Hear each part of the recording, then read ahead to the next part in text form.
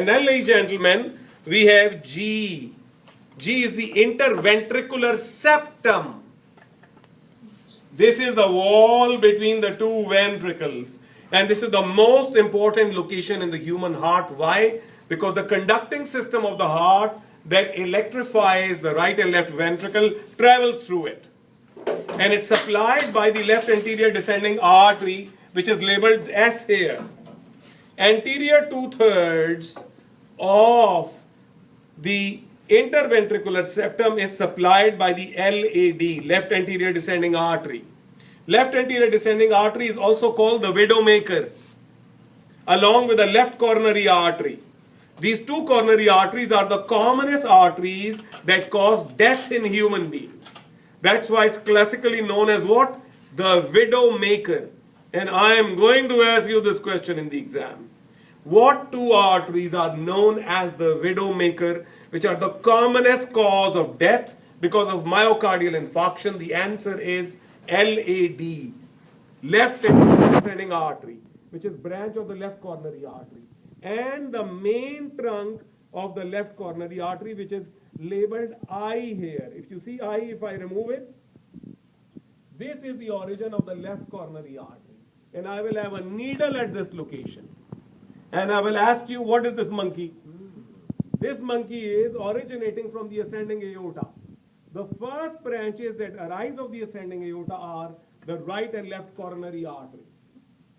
So this location here, which is actually overshadowed by location J, what we are going to do is we are going to do some plastic surgery with J, and we are going to send this boy a little backwards. Okay? So this location here is what? Left coronary artery. As soon as the aorta gets out, it gives off the left and right coronary arteries. Now baby E here, I'm going to remove the baby E, is the right coronary artery. So this is the right coronary artery, baby E, and this is the left coronary artery. Is that all right, ladies and gentlemen? So this is baby E, putting back is the right coronary artery. This I, putting it back, is the left coronary artery. In actual exam, you'll have a needle that will come out, and I will just put a little flag on it and ask you, what is this? Is that very clear? Okay. Now, ladies and gentlemen, we come to F. This is the tricuspid valve, because this is the valve between the right atrium and the right ventricle. Now remember, there is a difference between the structure of the atrioventricular valves and the semilunar valves, because semilunar valves are only made up of cusps. If I remove this label again, D, from here, you will find that this valve is only composed of what? Cusps. It has no threads that are attached to it, and it has no muscle that's controlling it. Okay? So, these semilunar valves are composed of what? Cusps only.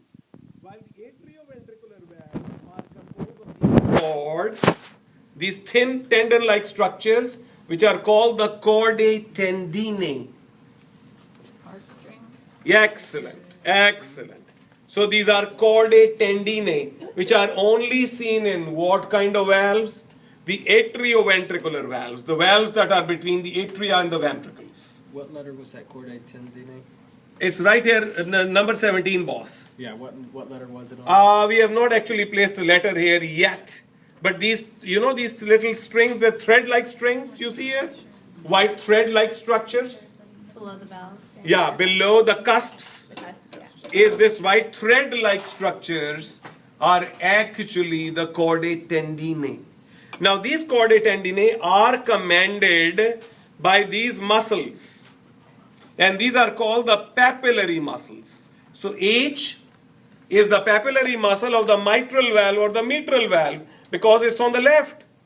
If this H was placed here, then this will be the papillary muscle of the tricuspid valve.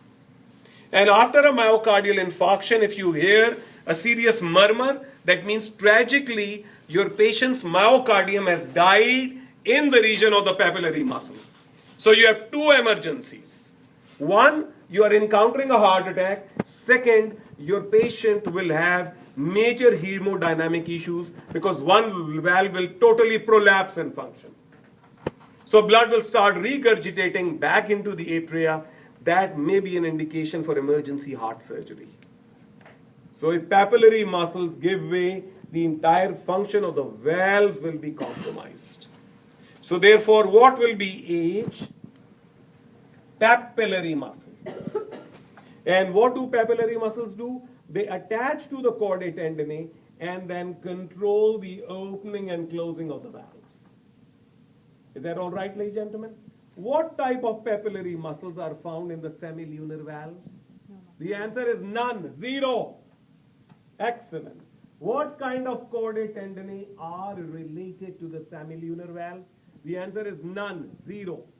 Semilunar valves only consist of cusps. Is that all right, ladies and gentlemen? So that is the major difference here.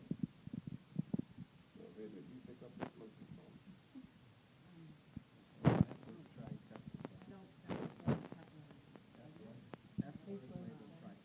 Okay, it is tricuspid. Back.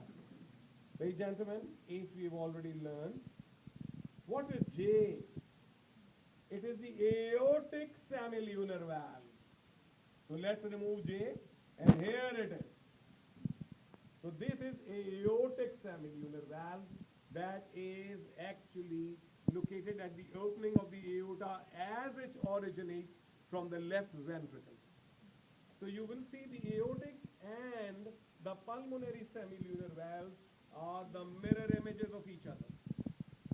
So this is the aortic semilunar valve and this is the pulmonary semilunar valve. Is that all right, ladies and gentlemen? Now let's go to some other features. Now we are going to put this front portion, anterior wall of the heart out. Now what are these structures that protrude out of the atria which are like elephant's ears? These are called auricles. Excellent. So these are like elephant's ears. Auricles. Yes, they are ears, absolutely. So this is an right auricle. This is left auricle.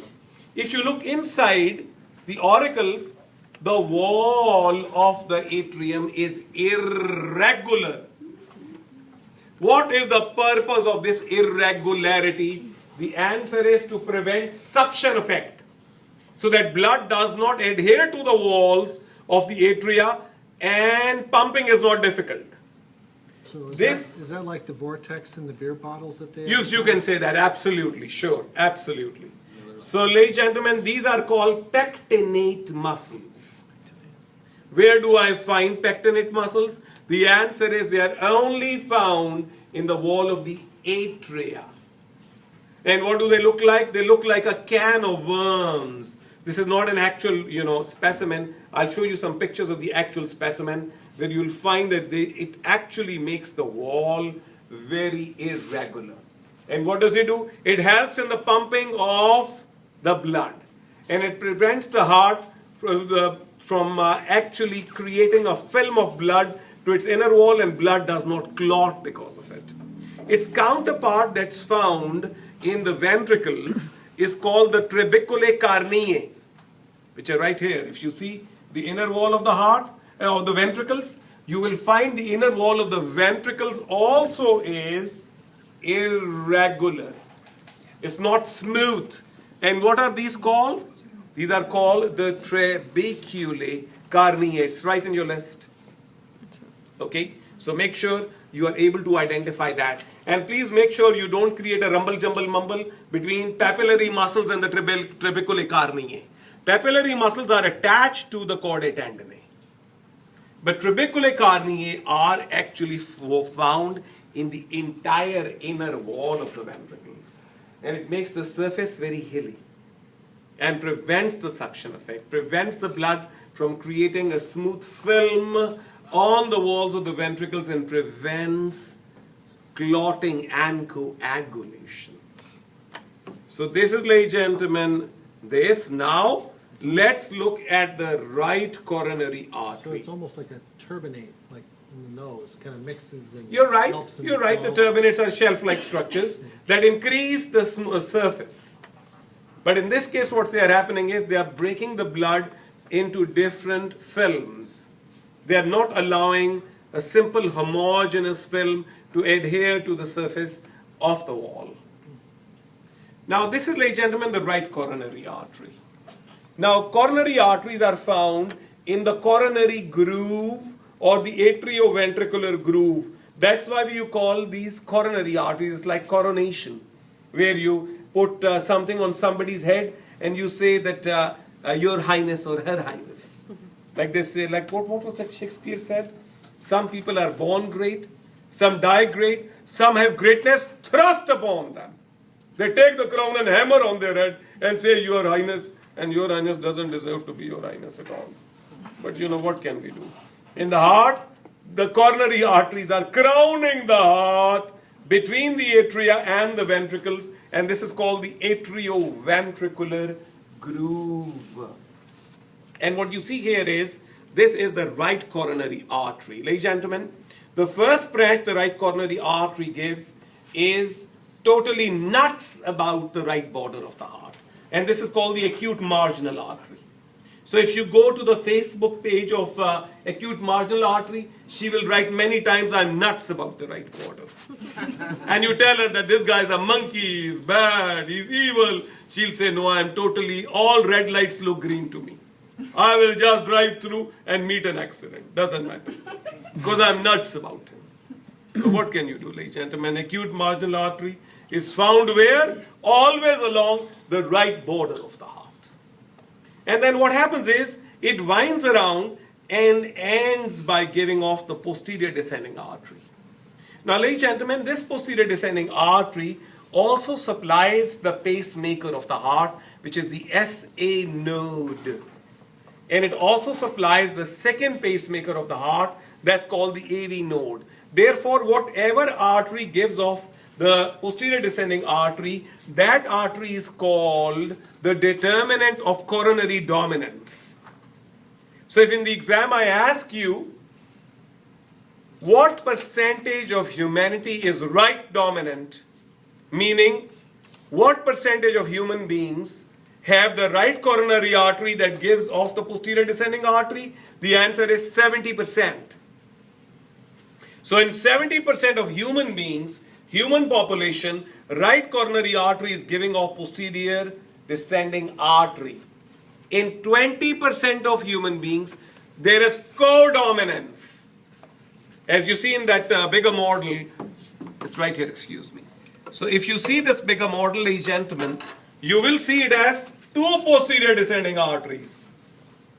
So what does it mean? One is coming from the left and one is coming from the right. So this is codominance.